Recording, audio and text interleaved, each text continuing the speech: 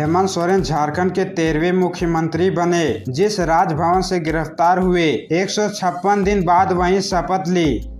हेमंत सोरेन झारखंड के 13वें मुख्यमंत्री बने। जेल से निकलने के छठे दिन ही उन्होंने राज्य की कमान एक बार फिर से अपने हाथ में ले ली है। 24 साल के झारखंड में वे 13वें सीएम बन गए। इसके साथ ही तीसरी बार राज्य के सीएम पद की शपथ लेने वाले वे तीसरे सीएम बन गए हैं। उनसे पहले उनके पिता शिबू सोरेन और बीजेपी नेता अर्जुन मुंडा 3 बार सीएम पद की शपथ ले चुके हैं। हेमंत सोरेन के इस शपथ को इसलिए भी खास माना जा रहा है कि 31 जनवरी को जिस राजभवन से उनकी गिरफ्तारी हुई थी, 156 दिन बाद दोबारा फिर से उन्होंने वहीं शपथ ली। हेमंत सोरेन इसे अपनी जीत और बीजेपी के षड्यंत्र की हार बता रहे हैं।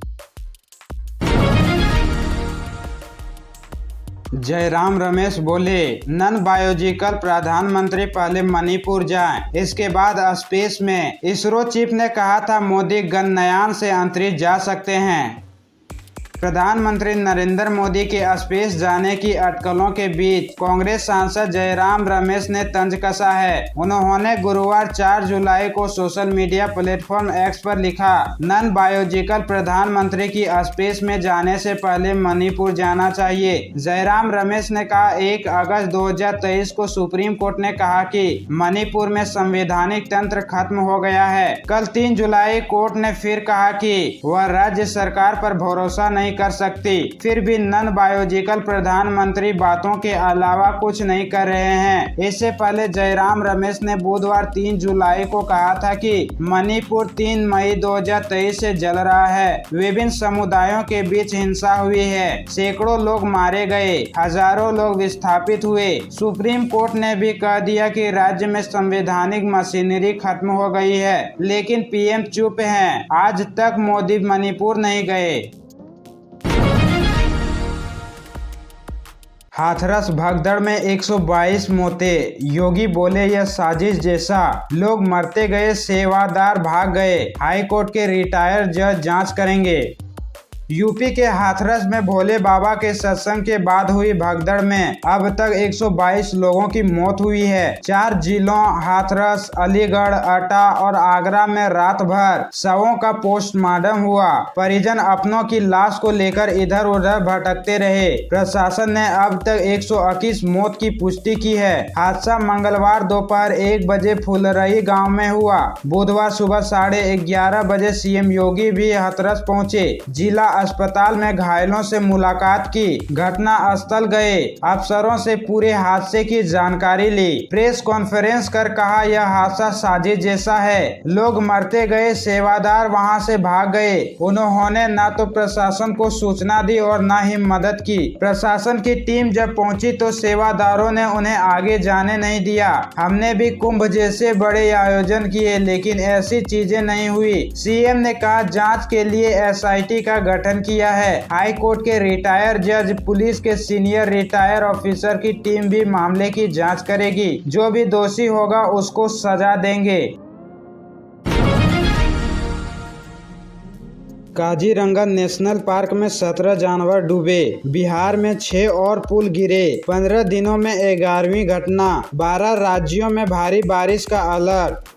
देश के पूर्वोत्तर राज्यों में भारी बारिश जारी है। मणिपुर, अरुणाचल प्रदेश और असम बाढ़ की चपेट में है। इन राज्यों में सेना रेस्क्यू अभियान चला रही है। असम का काजीरंगा नेशनल पार्क बाढ़ में डूब गया है। पार्क के district forest officer Arun Vighnesh ने बताया कि पानी में डूबने से एक गेंडे के बच्चे और हॉग डियर समेत 17 जानवरों की मौत हुई है। 72 को बचाया गया है। असम के 29 जिलों में 16.25 लाख से अधिक लोग बाढ़ की चपेट में है। बुधवार 3 जुलाई को बाढ़ के पानी में डूबने से 8 लोगों की मौत हुई। सोनीतपुर, शिवसागर और गोलाघाट में 3 और लोगों के पानी में बह जाने की आशंका है। राज्य में बाढ़, लैंडस्लाइड और तूफान में जान गंवाने वालों की कुल संख्या 56 हो गई है। बिहार के सिवान और सारण जिले में बुधवार को एक दिन में 6 पुल ढह गए। इनमें 4 गंडक नदी पर तो 2 धमही नदी नदी पर बनी थे। पिछले 15 दिनों के दौरान राज्य में पुल गिरने की ऐसी 11 घटनाएं हुई है। इससे पहले मधुबनी, अररिया,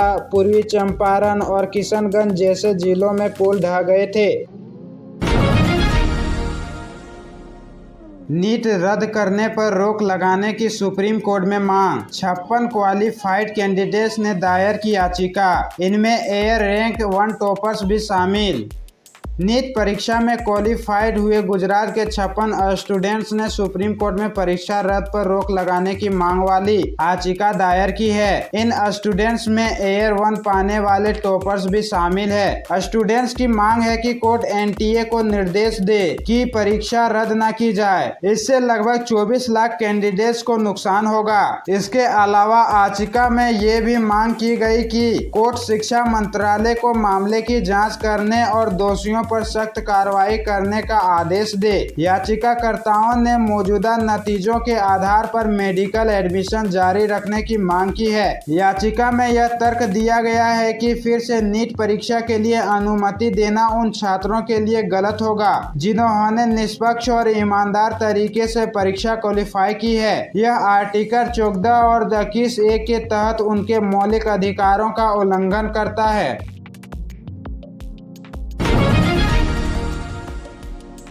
राज्यसभा में पीएम मोदी की स्पीच, विपक्ष का वॉकआउट। पीएम बोले पेपर लीक के दोषियों को छोड़ेंगे नहीं, मणिपुर की स्थिति सामान्य हो रही है। प्रधानमंत्री नरेंद्र मोदी ने बुधवार को राज्यसभा में राष्ट्रपति के अभिभाषण के धन्यवाद प्रस्ताव पर जवाब दिया। 1 घंटा 50 मिनट की स्पीच में प्रधानमंत्री ने नीट, मणिपुर संविधान, कांग्रेस, पश्चिम बंगाल, रोजगार, भ्रष्टाचार, CBI, ED, federalism, emergency, Jammu Kashmir, Indira, Rahul, दलितों पर बोले। प्रधानमंत्री मोदी जब 32 मिनट बोल चुके थे तब विपक्ष के नेताओं ने सदन से वॉकआउट किया।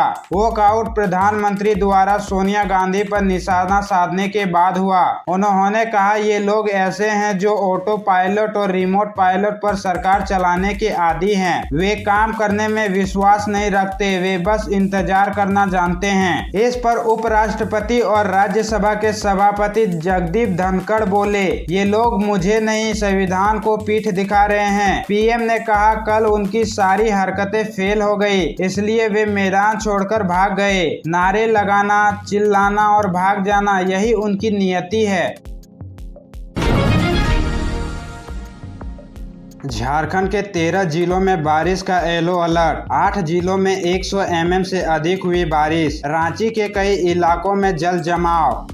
झारखंड के 13 जिलों में बारिश को लेकर येलो अलर्ट जारी किया है। इनमें रांची, रामगढ़, हजारीबाग, गुमला, बोकारो और खूंटी के अलावा उत्तर पूर्वी हिस्से यानी देवघर, दुमका, गोड्डा, धनबाद, गिरिडीह, जामताड़ा और साहिबगंज जिले शामिल है। राज्य में अभी 9 जुलाई तक बारिश के आसार हैं। पूरे राज्य में सक्रिय मानसून का असर दिखने लगा है। राज्य के कई हिस्सों में तापमान में गिरावट आई है। रांची में बुधवार को दिन भर बारिश हुई। शाम होते होते मौसम ने मिजाज बदला तो तेज बारिश हुई, जिससे रांची के कई इलाकों में जल जमाव की स्थिति देखी गई।